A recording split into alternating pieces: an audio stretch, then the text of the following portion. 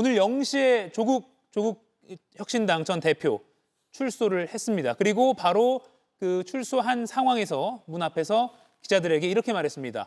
검찰 독재 종식의 상징적인 장면이다라고 자평했습니다. 어떻게 평가하십니까?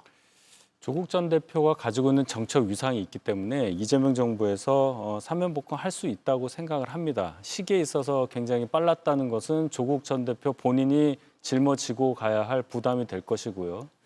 그런데 석방돼서 나오는 그 과정에서 본인이 얘기한 이거, 검찰의 독재가 종식되는 상징적 장면이다. 이런 말을 안 하신 게 훨씬 낫죠. 검찰 독재 때문에 형벌을 받은 게 아니고요. 검찰 수사에 의해서 죄과가 밝혀졌고 그 검찰의 기소에 의해서 법원이 판단을 내린 징역 2년이었습니다. 법원이 판단을 내린 거예요.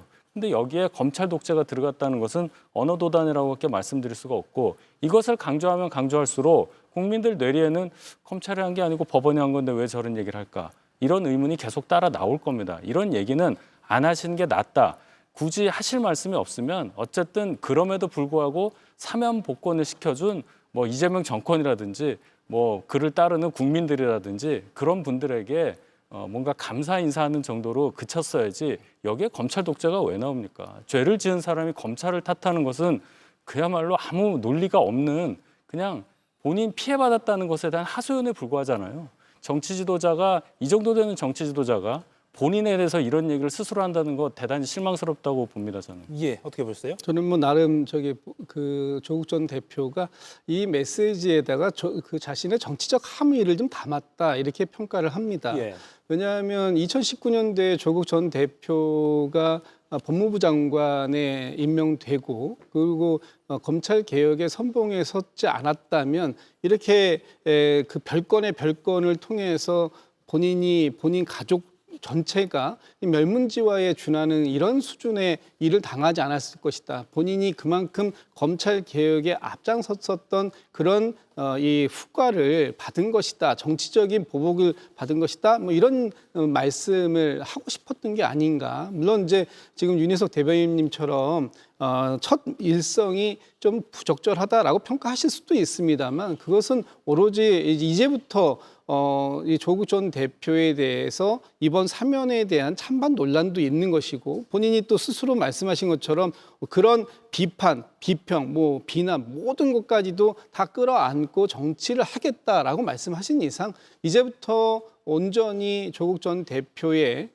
어떤 정치적 역할이라든지 아니면 향후 일정이라든지 이런 모든 것들은 이제 사면에 대해서는 대통령이 정치적 책임을 지는 것이고요. 예. 또 이제부터 정치적 그 활동을 통해서 본인이 어떤 앞으로의 그림을 그려 나갈 것인가 하는 것은 조국 전 대표가 또 책임을 적어 나갈 부분이다. 그런 부분들에 대해서는 이제 좀 지켜볼 필요는 있겠다 이런 생각이 듭니다. 예. 그리고 오늘 구치소 밖에서 이런 발언도 했습니다. 이재명 대통령님도 성공한 대통령이 되셔야 한다. 미력이나마 저는 힘을 보태겠다. 이런 발언했는데 이것도 정치적인 함의가 있을 것 같아요. 뭐 역할을 조금 뜻을 한 걸까요? 당이 다르지만 범여권이라는 아마 상징적인 의미를 담은 발언이라고 봐요. 예. 결국은 같은 곳을 바라보고 가니까 잘 협력해서 정권을 성공시키고 그 다음은 본인이 주인공이 되고 싶다. 이 말을 숨긴 그런 은유법이라고 저는 생각을 하는데 예. 제일 중요한 거는 이제 조국 전 대표가 어쨌든 나왔어요. 사법 리스크를 완전히 털고 복귀한 첫날이기 때문에 아마 범여권의 유력한 대권 주자들이나 정치 지도자들 입장에서는 대단히 껄끄러운 상황이 연출됐다. 이 점을 유념해서 봐야 할 것이고 예. 더군다나 이재명 대통령 임기 2달 딱 지난 시점에서 이 상황이 벌어졌다는 것은 정권 전체 차원에서 볼 때 관심도가 이분에게 많이 쏠릴 거 아니에요. 그러면은 이재명 대통령이 어떻게 전국을 좀 장악한다거나 국정 운영함에 있어서의 어떤 집중력 이런 것에도 좀 저해할 수 있는 요소가 되지 않을까 그런 걱정을 아마 범여권 관계자들은 많이 하시리라고 저는 생각합니다. 근데 그런 걱정을 한다는 걸 이 대통령도 모를 리가 없는데 사면을 했잖아요. 그 배경은 어떻게 분석하십니까? 여러 가지 생각을 할 수밖에 없는데 이재명 대통령이 정말 원해서 사면 복권한 거냐 거기서부터 시작을 합니다. 그건 아무도 모르는 거예요.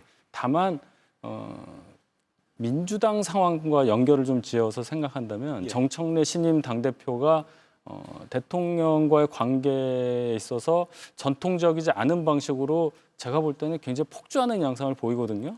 그것을 견제하기 위한 하나의 수단으로 조국 전 대표를 사면 복권한 게 아니냐. 제 생각이 아니라 그렇게 얘기하는 법여권 관계자들이 많아서 예.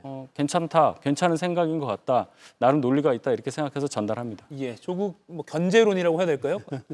글쎄 뭐 지금 이관계 같은 말씀을 좀 주시는데 대통령께서 생각하신 뭐 큰 그림들은 저희는 아직은 확인할 방법이 없습니다. 알 수 없는 상황이긴 하지만 대통령께서 지금 당신이 소속되어 있는 민주당을 저 밖에 있는 조국 혁신당의 조국 전 대표를 통해서 견제하겠다라고 말씀하시는 건 좀 너무 과도한 상상력이다 이런 말씀 좀 드리고 싶고 예.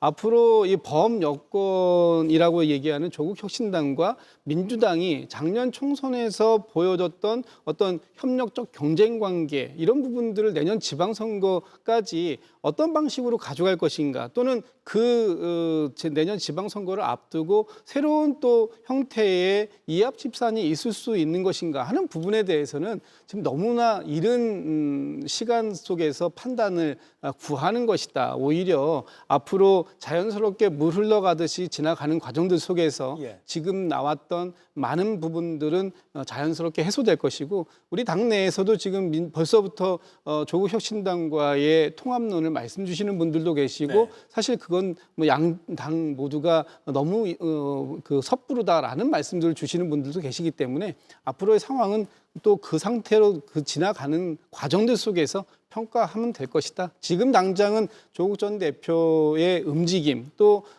그것과 관계없이 지금 정청래 대표가 집권 여당의 대표로서 예. 어떠한 역할을 본인이 보여줄 수 있는 것인가 하는 각각의 그 상황을 놓고 평가하는 것이 더 바람직하다 이렇게 보고 있습니다. 예, 그럼 짧게 한 20초밖에 안 남았는데 합당 가능성 두 분 어떻게 보세요?